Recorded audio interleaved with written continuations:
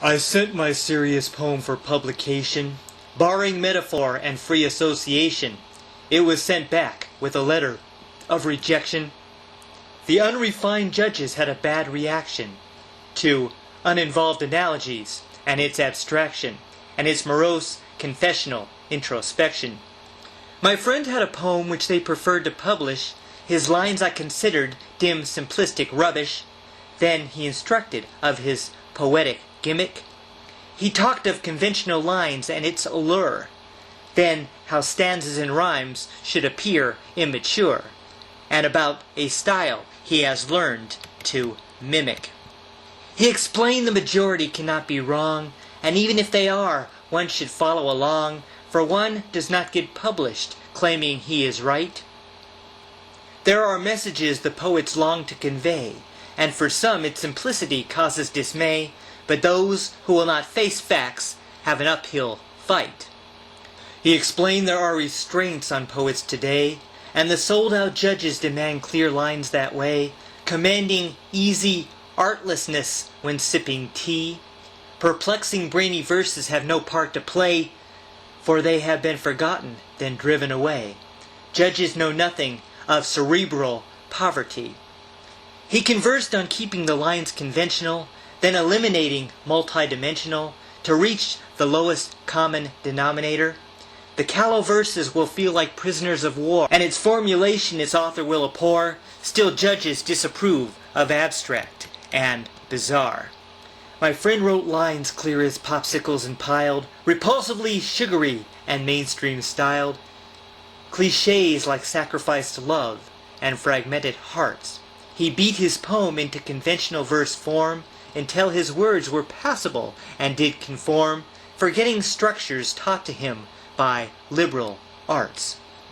He told how mainstream poems create a blooming smear on moneyed abundance made for the profiteer, found through simple poems everybody understands. Never write of politics and death in Iran, or the inner cavity searching of a man. Judges like poems about love and mammary glands. I was mesmerized by his beastly advisement that cliché poems should sound like an advertisement, and that was the typical work I should submit. His corny work reminds me of a Hallmark card, with assertions and concepts not unduly hard, to make his love poem a gratifying favorite. He spoke to me of creations he had cracking, just to get monetary financial backing, while tongue-kissing the mainstream world for love-making. I know the mystical feelings he must oppress, to avoid existing by the vanity press, when his will to do something clever is aching. He acknowledged mainstream does not understand plight of homeless children who dissolve into the night.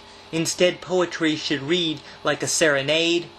One must suppress their brainy, high-browed knowledge base, forgetting impaired people in the human race, and develop lines simple enough for first grade. Witty language mixes poetic genre types, but publishers send rejection letters with gripes, mocking my work, lacking an inverted comma. The judges crave work which is more rudimentary, not verses like a social documentary, or its lines that feel like tragic melodrama. Judges want words to flow like slapstick or romance, cliched inside a sentimental song and dance, with its actions like a musical sugary. Its jargon should be in familiar sequences, not mocking social political weaknesses, leaving its poets with artistic butchery. My friend claims a poem should be lifeless and lightweight. Forget lyrics the poet would like to create, and his verses should not be socially conscious. The poet should not divulge difficult times, and his verse must include uncomplicated rhymes, but never reek in the realms of the subconscious. My friend asserts that poems should be inspiring, and while it is ambitious to be aspiring, a mainstream poet should never be scholarly. He swears poets should not have impulsive nature. Instead, he should be a conventional player, and never write of dilemmas and poverty. The poet should never discuss identity, Instead, substitute feeling with obscenity, embracing the mainstream while losing inbred pride. The poet thinks another poem to quest after, realizing the uplifting power of laughter, while the simple mainstream kills the poet inside.